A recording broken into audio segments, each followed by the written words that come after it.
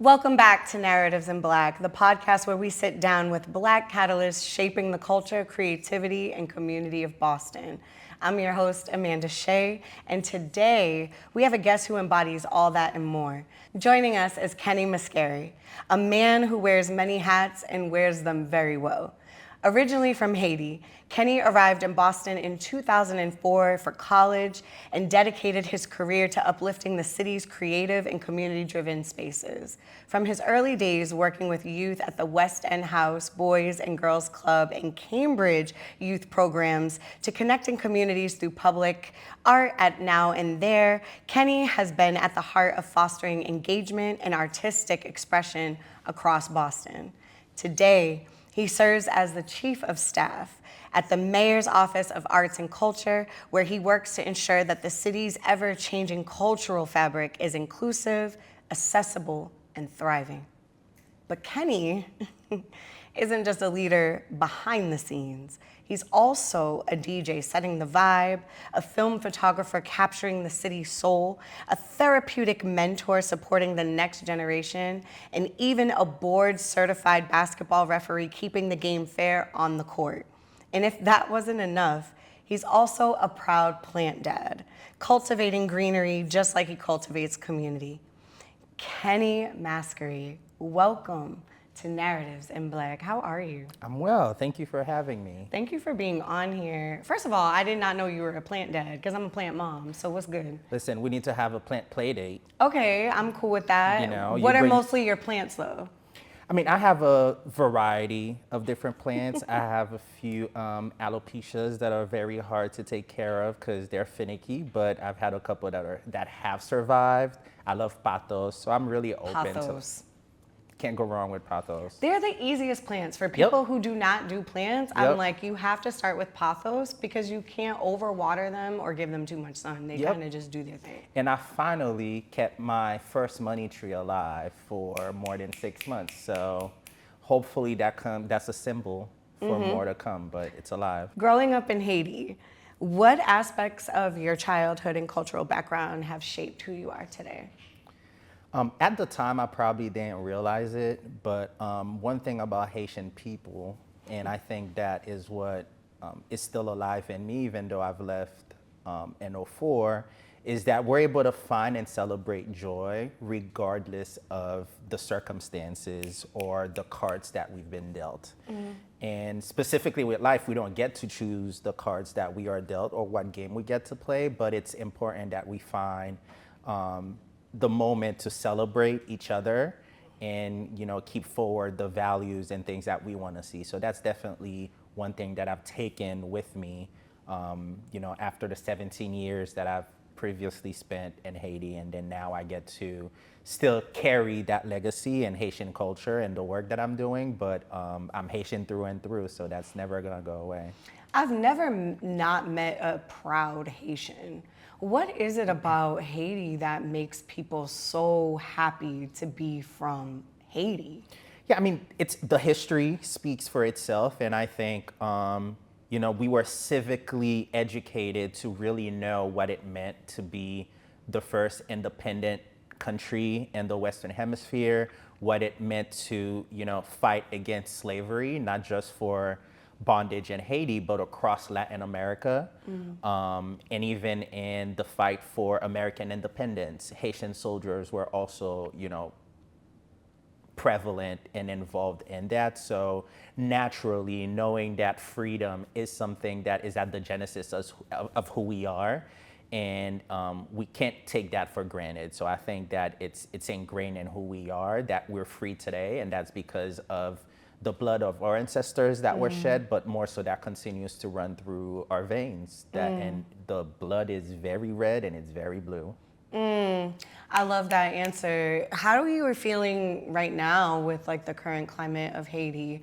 You know, and I've been very much like on my free Haiti, free Congo, free Gaza, for sure. Because if we are not all free, then none of us are free.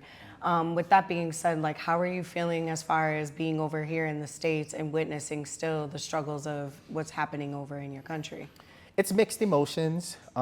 We hear a lot that Haiti's also the Palestine of the African diaspora in terms of how we've been deputized as martyrs for Black freedom around the world. So in a way, it's not something that we chose. It was a role that was bestowed upon us. And I think that's what we are still dealing with. I think with great responsibility, there are obstacles that you're gonna have to overcome, and we're not always knowing where they're gonna come from or how we're gonna address them. But that's just the plight of what it's called for us to do. And I certainly think that Haitians in the diaspora have a lot to be grateful for what's happening at home, because it reminds us that the work is not done. Even though we might have nice jobs and titles and access to wealth and security that we may not have at home, but because home is not at rest, our job is never done. So it reminds us that we have to continue pushing the envelope, that until everyone at home can also have peace of mind, peace in their pockets, and be healthy, that the work is called for us to dig deeper. It's unfortunate because, in Boston, there's a lot. We run Boston. We run Boston. Y'all really do, though. Are you first generation in your family to arrive here and just be here? I was born in Queens, New York, Okay. and my family brought my brother and I back once we turned 2. But we always had family that would, months after months move to the States. And I've had a good number of aunts and uncles that blessed me with 25 first cousins that are all in the Boston area. So even that transition for me was a transition home. Even though I was leaving my ancestral land, but I still felt like Boston was home because I had family that was excited to welcome me to Boston. So not first gen, but kind of is, because we're the first ones, my brother and I, to be born here. And our parents are not here as a result of that. So, but we have roots here in the New England area in New York that run really deep. Okay. With that being said, do you believe that your pride for Haiti is really what sparked your interest in community work and mentorship? Absolutely, absolutely. I was, raised in a 2-family household, so that speaks to a level of privilege. My parents were college educated, so that's another additional level of privilege that my brother and I were early made aware of, because around us, that was not the norm. And I also recognized that the same classmates that I had, we studied in the same books, we had the same teachers, but once the bell rang, we each went our separate ways, and our lives were very different. So early on, my house was the after-school spot that everyone would gather.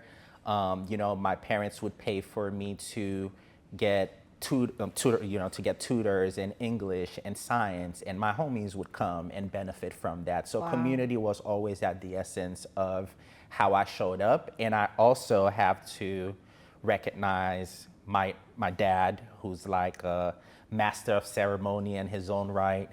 And my family loves hosting, so there was always a spirit of people seeking out, Agona Mascary or Madame Michelet, which is how they call both of my parents in Haiti, to be an anchor, people that they sought for guidance, for support, for resources. So early on, I definitely saw that we were a connector in our community, and I was just an additional tool that, cements that connection. I love that. And I love the fact that you named, like, I grew up in a two-parent home, which is also a privilege because a lot of Black men, a lot of Black people, a lot of Black women, et cetera, do not have both parents growing up in the household and being able to also open their doors up to community. In fact, sometimes we are in an era of where, like, you know, we all kind of mind our business now. Not everybody knows who their neighbors are around them, which really is like a step back as opposed to being like a step to progression, Right. where the neighbors in the community kind of watched over kids that weren't even theirs and building that foundation, if you will. Moving to Boston in 2004 must have been like a big transition It was for you. crazy. What was your first impressions of Boston as a city, and like how did you find a sense of belonging? I know you said like Haitians run Boston, but like was it easy for you to find your people?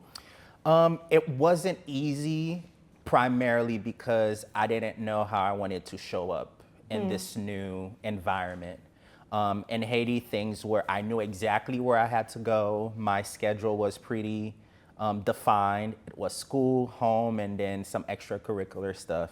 And when I came here, I wasn't American enough because of my accent, because of how I was dressing, but also I wasn't as connected to Haiti as I was because of,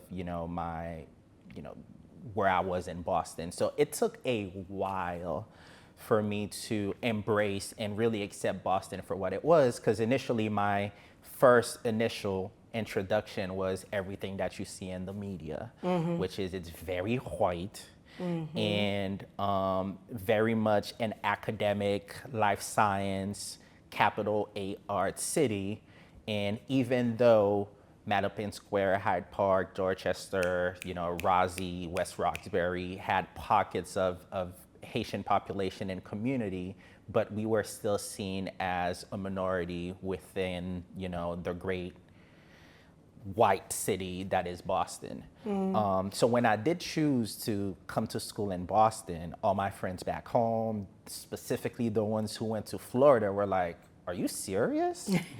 Boston? Like, why not come to Florida where we all are, or even New York that is more Haitian friendly? Like, are you gonna start drinking iced coffees now?" Like, yes. Not too much on Dunkin', Yes. not too much on Dunkin'. Yes, I do drink iced coffee, but I think navigating that, feeling a little bit of a fish out of water, essentially, into this new ecosystem, navigating the train, the different lines. So it took a while for me to really feel like Boston was home. But luckily, I think I attended Northeastern University, where I met who are my best friends now in Boston, from attending the Black Student Association meetings, NBSA, from having all my friends who are Greek and being involved in seeing how Greek life was tapping into history of African Americans, but bringing it and making our social issues relevant, but also being able to tap into our own history to answer the questions that we had today. So that was kind of like my first indoctrination in understanding the place that Boston placed in history, but also the people who were committed to representing Boston and making sure that people knew that we claim space and we've been here in this city. So having to learn that Northeastern is in Roxbury, even though Yes, they don't it is. tell you that. It sure is. Knowing that the South End was a predominantly Black neighborhood, and then, my alma mater and also other academic institutions have been able to push out a lot of the Black families that were, occupying Boston proper at the time. That really was like, oh, so not only they are not only we're not seen in how the general media talks about Boston, but institutions have also contributed to how we've been pushed outside of the city into the suburbs that they're leaving for us, and really making at the real estate game that we're not equipped financially, but also with the knowledge to catch up. Because it's been, like you said, it's been strategic and it's something that's been done across generations. So when I came in, I think that was the good time for me to, again, learn and not just come in and think that I knew everything about the city, because what I thought I knew, there was so much more. And I think the path that I got to uncover a lot of that was because of the amazing people that I met at Northeastern and that are still among some of my best friends nowadays. So a lot of them were Haitian, and the other half were Boston born and raised. So that was really kind of like what allowed me to find roots here. I love that you named the Black Student Associations. And I tell people a lot of the time, like, Boston is a really cool mecca. Yep. We are what they call a melting pot. You Yep. can find so many different people from all over. The diasporas are crazy. At the same time, I feel like finding tribe here is difficult when you don't know the history of Boston, but you're, like you said, you indoctrinated yourself in the history, but also learning about Black history. I know for me, being raised in Hyannis, Cape Cod, a lot of the Black history that I know, I didn't know who Medgar Evers was. We weren't being taught that in Hyannis, you know, or even James Baldwin. You know, we weren't learning any of those people's names. It was more so like Martin Luther King Jr., Malcolm X, and Rosa Parks, and that was it. Yep. You know, so the fact that we're able to come here and kind of indoctrinate ourselves in the culture and the education, I think is super important, as well as tapping into the networks of which that we live in. You know, gentrification is very real here in the city, like you said, and it is a real estate developer game. It really is. And a lot of us have been siloed into areas where we're on the South Shore or the North Shore of the state because of how expensive it is to stay here. With that being said, like, were there any like mentors or role models early in your life, and also still standing in your life currently, who have influenced your passion for not only your work but also the youth work that you do?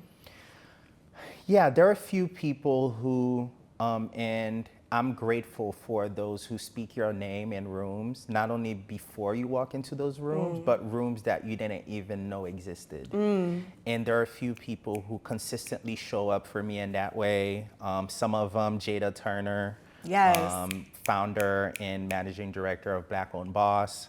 We've known each other since undergrad. And my first gig was, Jada booked me when she was at 47. And we've developed a great partnership with Black Owned Boss and other initiatives. So that's definitely someone who has constantly invested in my artistry and who I am. And because of the connections that she's made for me or invested in me, I've been able to also make my own and find ways to connect back to her. Delia Tarnish is another person who, before I adopted an identity of saying I am an artist, I was someone who said, you know, you're pretty good at design and concepts and doing art. I don't know if anyone's ever told you that, but you are literally an artist.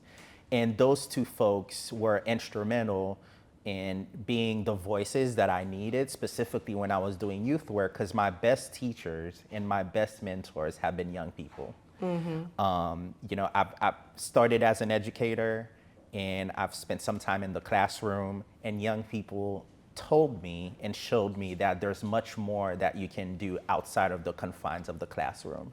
So I left the classroom and started working in after-school programming, which was where I grew as an artist, which was where I found my voice, but I also gave them the space for them to be themselves. And in turn, I got to learn a lot of skills, from photography to knitting to even DJing, because of how young people were showing up, and they had an interest in it, which meant that I had to have an interest in it. So that was kind of like how I continuously stay inspired and promoted by my people, because it's based on a real authentic relationship. And these are people who, by no ask of me, have continuously elevated my name to opportunities that I'm glad that I'm taking on, but also making them proud for their belief in me as well.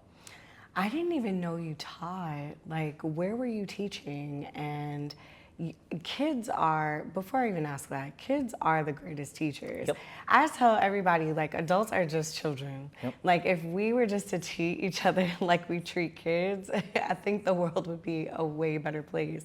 But where were you teaching, and how were you able to get access to knitting and photography and DJing? Yep.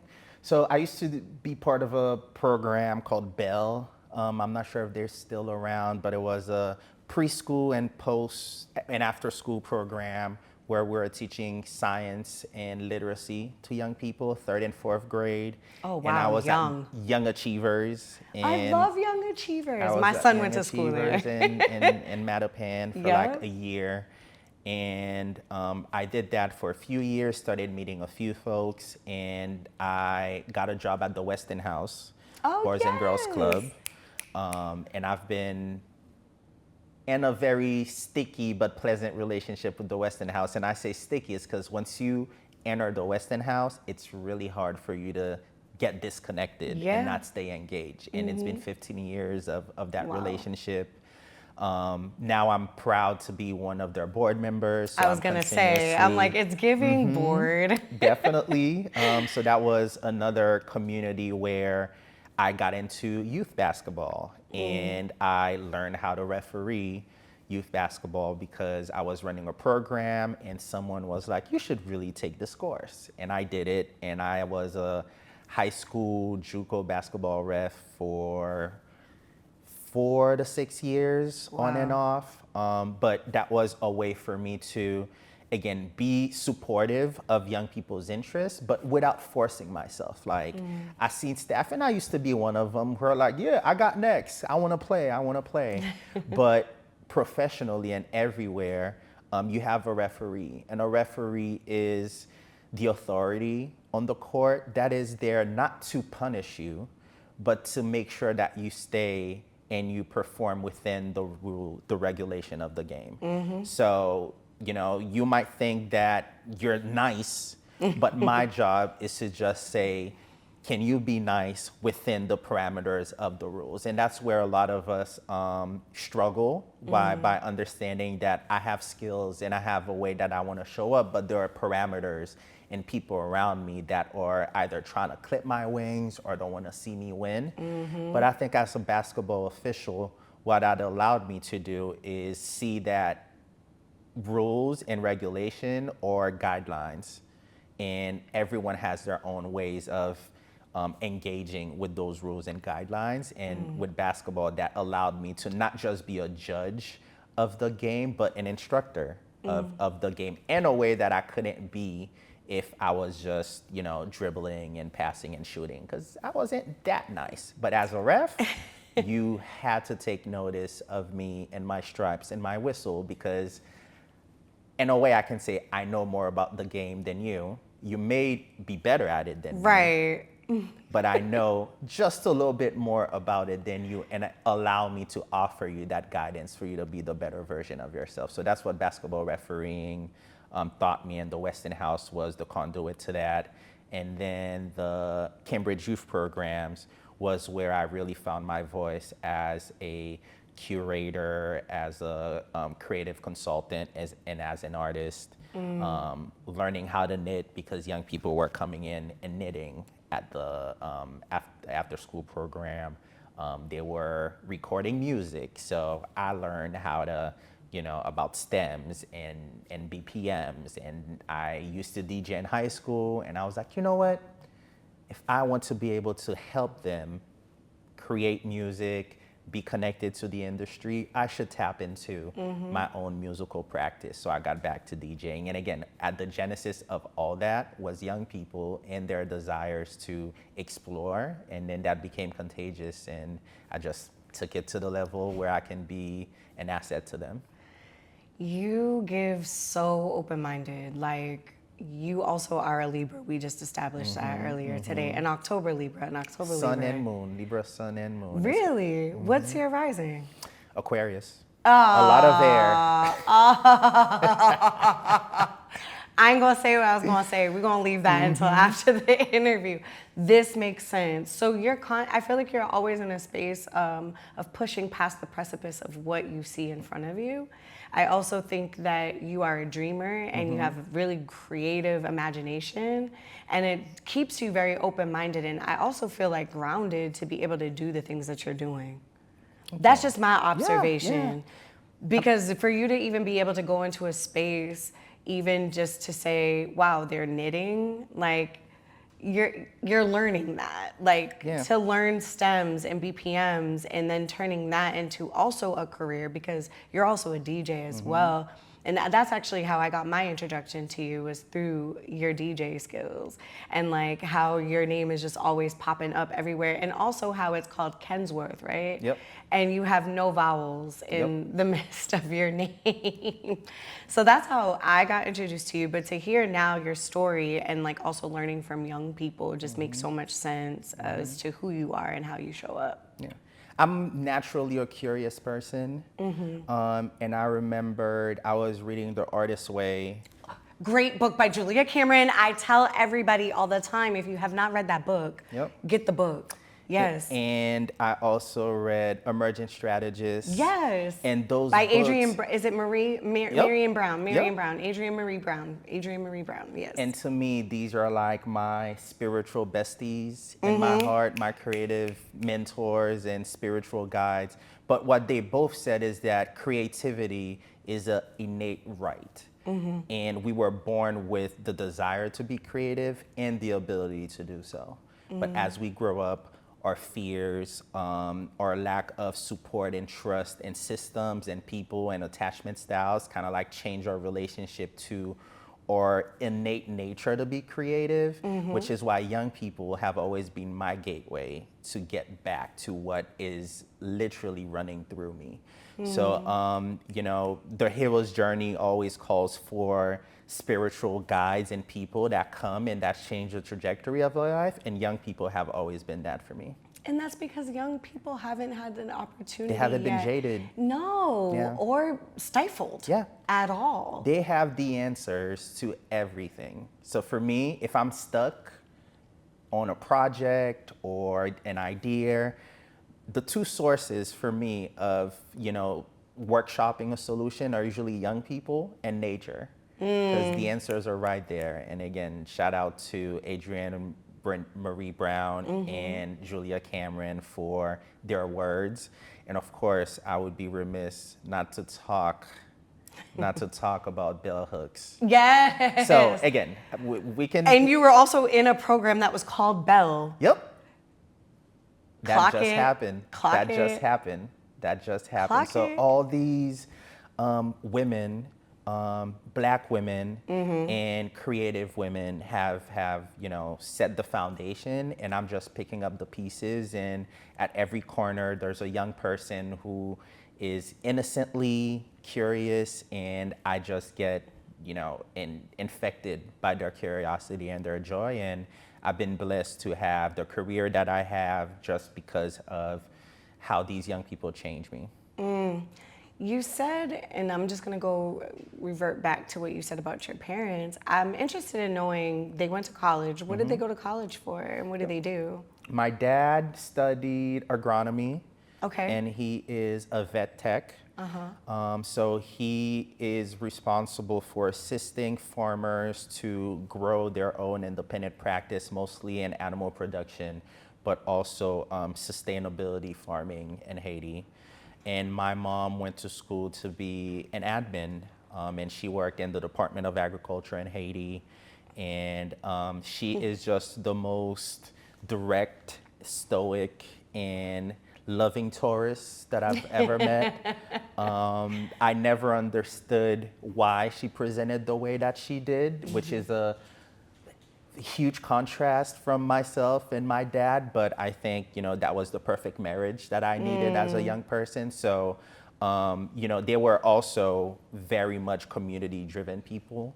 They both came from big families, each had a minimum of 6 siblings each. Oh my gosh. So I have, you know, 6 aunts and uncles on my dad's side, 9 on my mom's side, and then they each had 2 to 3 kids. So when I told you I came to a family of cousins and community that was waiting for me and embraced me, it came from both sides. So this is another testament that I had blessed family dynamics from parents who were community driven and gave me community in that way. That's beautiful. So your mom's a Taurus. What's your dad's? My dad is born in February, so that's February 26th. No, a Pisces. He's a Pisces. So interesting, water and earth. Yep, and my brother's a Scorpio. Okay, so another water sign, Yep. and you're an air sign. Yep. And what's interesting is what I love about that is the fact that they are rooted in agriculture and farming, which is really, really big with our ancestral lineage, but then also leads to you being a plant dad, which I always joke around with people that plants are like people, and it's a joke, but it's really not. It's not. It's not. It's not. Yeah, we still need nature to survive, and elements of air and water are what allow for plants to do what they do. We need the sun to be the best version of ourselves, and plants need sun to be the best version of themselves. So as someone who doesn't have kids, I used to name every single one of my plants, and those were my plant babies. Yeah, that was kind of like my way of also tapping into nature in a way. Which, you know, introduced me to hiking and being outdoors and golfing. So Oh, you golf too? you know, when I said I needed to update my bio from plant dad to now amateur golf enthusiast, because I am so into the game. And for me, that's something that I discovered in the pandemic. As a way to reconnect with the outdoors. You know, when you're golfing, it's at least an hour and a half that you're spending outdoors, walking preferably, but also in community. You don't play golf by yourself. No. You're always in a twosome or in a foursome to make sure that, you know, the game progresses. You're never by yourself. And it also teaches you mindfulness and to be present. Nothing else matters. No one's playing defense against you. No one wants to see you lose. The only person between what you want to accomplish on the golf course and you accomplishing it is yourself. Period. And it's your disposition. It's staying in line. It's staying present. The last shot didn't matter. The next shot doesn't matter. So this is how, you know, I keep finding new ways to engage those pillars of life, of staying connected, of community, of nature, and yeah, plant dad to golf, and that's all because of greenery. There's so much there that I want to pull from that, but what I am going to say is I love the way that you phrase that with golf, where there's nothing really there's nothing standing in your way. Independent sports, because you also taught, well, you were a referee for basketball, it's like there's certain sports where it challenges you to be competitive. Golf is definitely not one of those. At all. At all, and neither is really gymnastics. I was a gymnast when I was a kid, and during the pandemic, I leaned more into roller skating because I'm a little old now. So if I break something, it's gonna take me a minute to get it together. But roller skating was that, because it's like, well, what can I do that's gonna surround me in nature? But then also, what is something that I can do by myself? You know, certain sports are designed where it's like it's you against you. Right. It's not you against everybody. Right. And I do work good in teams now in my adult years, but you know, back in the day, I did not have really good sportsmanship. So, But that's not our fault, right? Because like there's one ball and 10 of us if you're playing basketball, 22 of us if we're playing soccer or football. So, you know, we were constantly trained to fight for the one thing that is most important, but only one of us can have it at a time. Right. And I think golf is one of those sports, gymnastics, like you referenced, skating to some extent, even tennis, as you're thinking about different sports that we're now embracing more openly than football and basketball, is because it taps into another side of your brain to not think of it as a this or that, a binary of you either win or you lose. yes. And for golf, I'm constantly trying to get better, and it doesn't matter what the other person did. It's essentially your personal goals, and you can advance as quickly as you're committed to it, or take your time with it and just keep it as leisurely as you want. So it's definitely a mentality shift, but it's not just how you think about it, it's also how you practice. And I think being able to have those two things in connection is really the shift from a spirit of not having enough or having to fight, from one of abundance and seeing like, oh, look at around me. I'm outside and this is 9 to 18 holes of just outside. And you're spending 2 to 4 hours with hopefully someone that you enjoy their company for that for that amount of time. Or you learn to develop a relationship with someone rooted in the sport. So I know you said Delia was the first person that said to you, hey, I think you're an artist. Where was the first moment for you to see yourself in art? I used to run a summer program called My City, My Voice, and it was one of the main Mayor's Youth programs in Cambridge for young people that had an art focus. And when young people, so it's funny because I gave young people a blank slate with some information and said, we are going to solve social issues that are specific to Cambridge. And we're gonna look at family. How do you imagine that, social structures, family structures could change in the future? I gave them a makeup year of 2222 and say, what does the family look like in 2222? And they started taking that and running with it.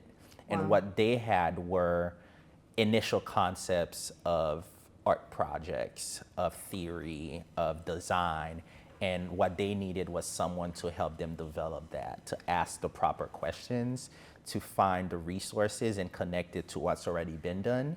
Not to copy what's been done, but for awareness. And our culture teaches us the Sankofa, to look behind in order to know where you're going. So these were what I was able to offer young people as tools for them to create their art. And that's where I was like, oh, I know I can't do what they're doing with the brush, but I can communicate with them in a way that my words, my ideas, my questions, they were translating into the artwork itself. But I also was like, well, let me take my own spin on things, and started playing with the camera at the time as, what I felt like was the instrument that was calling to me. And that's where I started shooting, and photography was what Delia and I really connected on, and pushed me to, claim that identity as a photographer, and really learning film, learning analogly how to shoot. Same with DJing, learning how to do vinyl and DJ analogly. So those were kind of like the moments that, not just jumping on and relying on technology to do the work, but going back at the roots of it, before the glitz and glamour, before the LCD screen, before Serato, people were still having those careers and thriving. So I think that was the perfect access point for me. And again, I think it allowed me to also supplement the work that young people were doing, because they were tapping into technology in ways that I couldn't. But what I had was nostalgia, what I had was access to history, and I was able to make that connection between decades of how I show up in photography versus how they're showing up in photography with their phones. So I think my creative endeavors created like an intergenerational bridge in creativity. And that was one of the first moments that I was like, oh, we're literally in the same car creating art. And I'm not just sitting on the passenger side, I'm actually giving directions, and we're making it together. So that was my journey into claiming that and accepting it. I love that. And I love the fact that you named film, because that's a lost art within and of itself. Developing film. Do you remember developing film? I remember? I do it in my basement. Again, when I tell you, I literally have a dark room currently in my basement that Delia and we activate a few times a year just to like disconnect. And I think Yeah. all my creative endeavors have been a way for me to disconnect from social media. Knitting was because I was watching TV on my phone. So I was like, you know what? If my hands are busy, I can focus on the show. I can focus on the game. Same with photography on a digital camera. I can just shoot, shoot, shoot, shoot, shoot, shoot, shoot, shoot, shoot, shoot, shoot. Film, you have 36 poses. Yeah. So it forces you to slow down. Yeah. And in a society where you can get lost in how fast things are moving and you only see the glitz and glamour of what's happening, you don't see people's first drafts, second drafts, or the That's projects so that true. they had to X entirely. And I think being able to have a different perspective and disconnect and craft my own lane was by finding those early versions of being creative and not just jump in where it's easy, Right. but really Learn. go through it. And that's kind of like why film spoke to me. That's why vinyl speaks to me. So that's kind of like how why those mediums in particular have been my chosen ones. It makes so much sense though, because like you said, it causes you to slow down, but you also have to learn about it. You can't just go into a dark room and just develop film. It is impossible. You'll waste a lot of time and money doing that.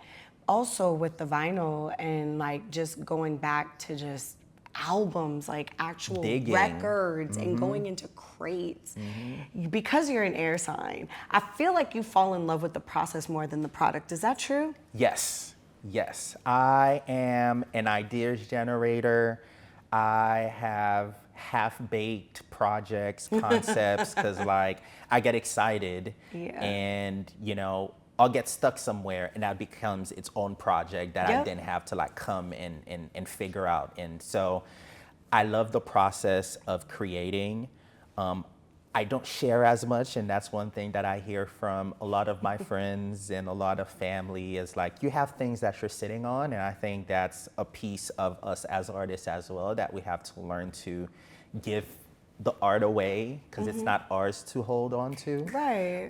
And I'm constantly reminded as well that I have to do more of that, so. Because when you leave this beautiful rock in the floating in the universe, who's gonna be able to see all that? You guys. That's why once to we're me, gone, once you're gone. Yes. But then we won't be able to ask you like, what was your process like, and Yes, what was you you can. thinking? Yes, you can. How? You know what? That's, for me, that's the spirit of being connected and the human connection, because our relationship isn't based on the gig or the product. It's the time that we spend together creating. It's the time that we spend together inquiring and picking each other's brains. So, I still to this day, I have some of my friends who be like, yo, I was at work today and I said, what would Kenny do? They didn't call me to say, hey, here's what I'm dealing with. But so that's why I was like, even though I may not be here physically or in this current iteration of Earth, but what we're creating and who we are, our essence, you still gonna have access to that, girl. You're still gonna have access to it.